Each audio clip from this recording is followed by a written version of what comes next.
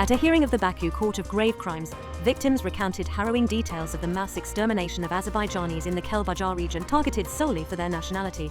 Kalbajar testified that on April 5th, shooting began in the village of Bashlibel, and Armenian soldiers looted homes. "We hid in caves to protect ourselves. When they found our hiding place, they started shelling it. After gas bombs were thrown inside, it became impossible to stay there. I went outside and said that everyone was dead inside, but they didn't believe me. They demanded that I call the people hiding in the cave and take them outside," he stated. He added that his mother was shot dead and that an elderly man was burned alive in the House of Culture. One woman was thrown into the water and froze to death.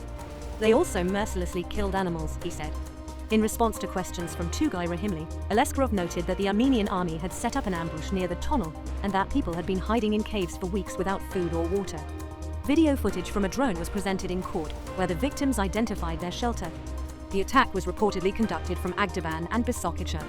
Takira Aleskarova stated that she was wounded on April 18th and spent 8 days away from her family. She said they lived in caves for 113 days, enduring what she described as a real hell. Adliat Abbasov testified that in April 1993, Armenian forces killed 10 residents of Bashlibel, as well as a Lehman from Lochin and Vuga Abdulayev. A resident named Hazim was doused with fuel and burned in the House of Culture. "We saw his remains when we sneaked into the village to buy food," he recalled. Rustam Aleskarov described the torture and murder of elderly people, children, and civilians by Armenian forces. According to him, mercenaries were also among the attackers, and prisoners were subjected to torture. Ali Zainalov reported that he was ambushed near the tunnel area where his relatives were killed. "They shot the elderly, women, children. They spared no one," he said.